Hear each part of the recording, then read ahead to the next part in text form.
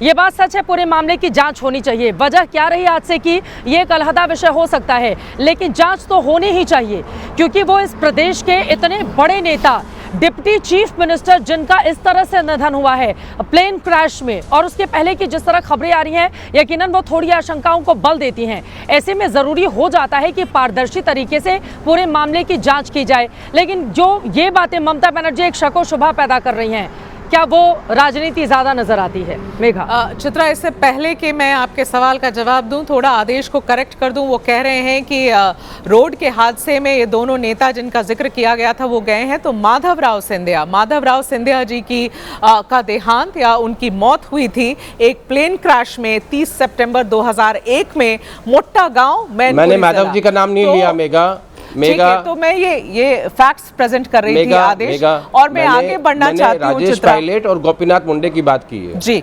मैं आगे बढ़ना चाहूंगी चित्रा। जो मेगा करेक्ट कर रहे थे राजेश पायलट, जो गोपीनाथ, जो ममता बनर्जी ने कहा है चित्रा, वो विशुद्ध राजनीति है, वो बिल्कुल विशुद्ध राजनीति। और जब वो ये बात कह रही हैं आज, जब वो बात बाहर आके कह रही है कि कोई भी सेफ नहीं है, तो वो कहाँ तार जोड़ने की कोशिश करें। और उन्होंने अपना दौरा भी रद्द कर दिया।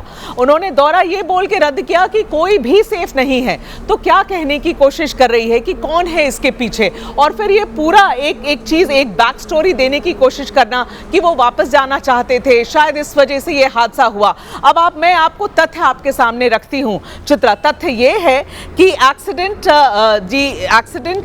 ब्यूरो जो है हमारी AAIB, जो सिविल एविएशन के तहत है, वो टीम पहुंच चुकी है हादसे के साइट पर। वो AAIB की team, aircraft accident investigation bureau AAIB की टीम वहां पहुंच गई है। ब्लैक बॉक्स रिट्रीव हो गया है, वो जांच शुरू कर चुके हैं। ये सब कुछ हो चुका है। इनफैक्ट ये दोनों पायलट्स की क्या बैकग्राउंड है वो भी पूरी चेक करके, वो भी जानकारी हमारे पास है। हम अभी साझा नहीं करना चाहते क्योंकि औपचारिक तरीके से ये हमें बताया नहीं गया है, लेकिन वो टीम वहां पहुंच गई। और मैं आपको ये भी बताऊं चित्रा कि हर एक एंगल पे इन्वेस्टिगेशन होगा, हर एक एंगल पे इन्वेस्टिगेशन होगा, और उसमें सैबोटाज का एंगल भी है।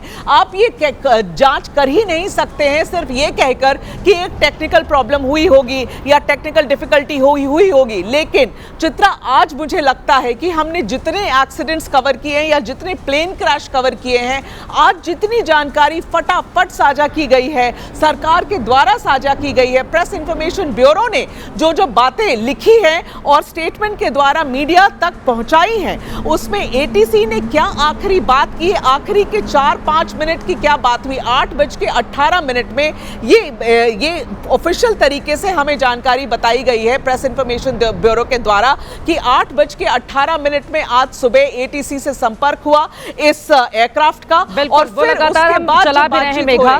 लेकिन ये बात बिल्कुल, आपकी बात बिल्कुल सही है, लेकिन ये बात भी जायज है कि पूरी तरह से जांच होनी चाहिए। और विपक्षी दल भी इसी देश के नेता हैं, विपक्षी दलों की ओर से भी अगर कोई सवाल खड़े किए जा रहे हैं तो उसमें भी गंभीरता बरती जानी चाहिए, क्योंकि एक प्रदेश के बड़े नेता का ये सवाल है और परिवार के लोग जिस स्तर पर चाहे उस स्तर पर जांच हो। विपक्षी दलों की ओर से अगर कोई शंका व्यक्त की जा रही है तो उस शंका का समाधान करना सरकार का काम है, और सुप्रीम कोर्ट की निगरानी में जांच की बात करी है। अब क्या ऐसा होगा, ये तो बड़ा सवाल है, लेकिन कुल मिलाकर जांच लगातार जारी है। हमारे साथ डिप्टी सीएम अजित पवार के शव को बारामती मेडिकल कॉलेज रखा गया है, जहां पर आपको बता दें विद्या प्रतिष्ठान ग्राउंड ले जाया जा रहा है, जहां पर लोग उनके शव को अंतिम विदाई दे सकें। वैभव परब इस वक्त हमारे साथ, हमारे सहयोगी जुड़ चुके हैं। वैभव, तस्वीरें दिखाइए, पूरी की पूरी गमजदा माहौल है वहां पर। अपने नेता को इस तरह से खो देंगे कार्यकर्ता, किसी ने सोचा भी नहीं होगा। आज सुबह से जब से ये खबर आई हमने देखा NCP के कार्यकर्ता किस तरह से रोते बिलखते चारों तरफ नजर आ रहे हैं। तस्वीरें दिखाइए, क्या आप देख रहे हैं आगे की, अब क्या तैयारी है? अंतिम संस्कार कल किया जाना है, उसको लेकर क्या अपडेट है वैभव?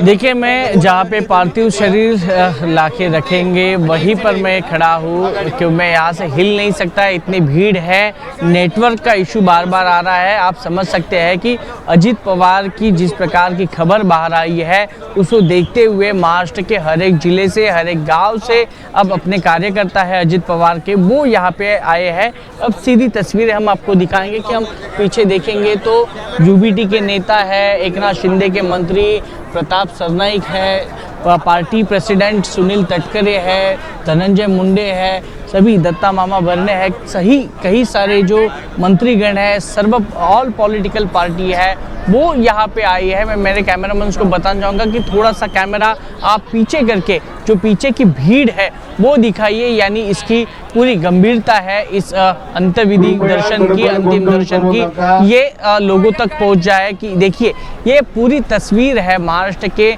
हर एक कोपरे से आई हुई, हर एक यहाँ से आई हुई है। हम इनसे बातचीत करना चाहेंगे। दादा, कहाँ से आए आप?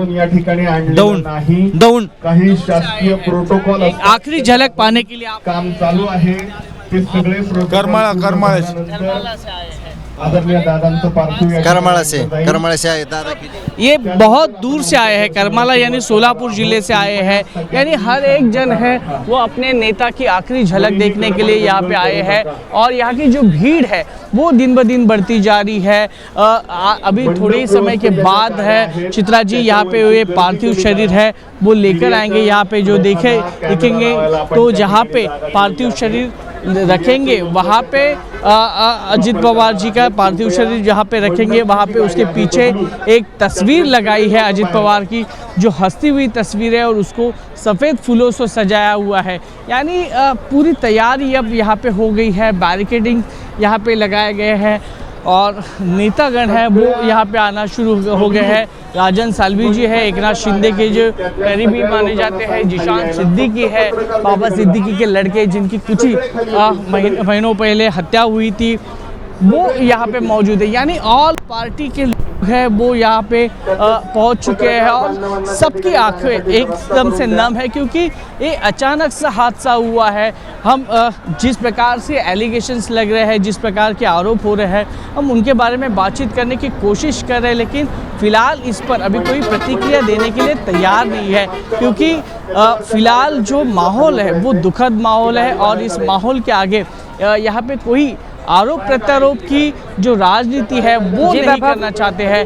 खुद रोहित पवार है, अजित पवार के चचेरे भाई के लड़के हैं, वो भी विधायक है, वो भी यहाँ पे खुद यहाँ पे सब लोगों को विनती कर रहे हैं कि आप यहाँ पे सुरक्षित रहें, कोई भगदड़ ना मच जाए। देखिए, पवार फैमिली को मानने वाले ये सब पूरे जो कार्यकर्ता है ना, ये पूरे पवार फैमिली के समर्थक हैं, वो चाहे शरद पवार के हो या अजित पवार के हो।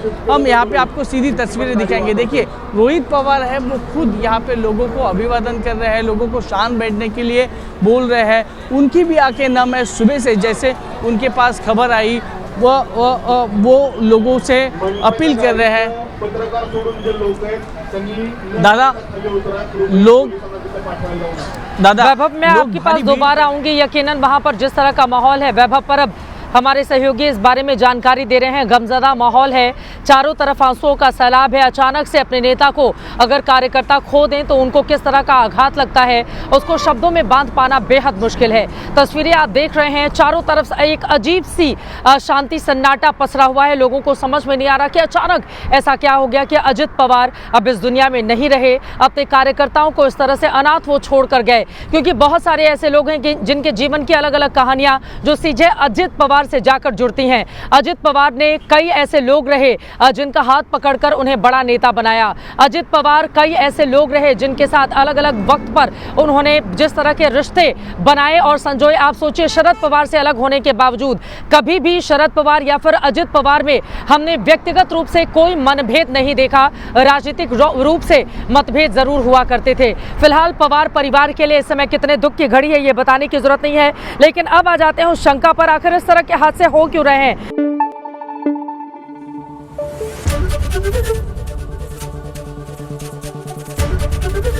एबीपी न्यूज आपको रखे आगे।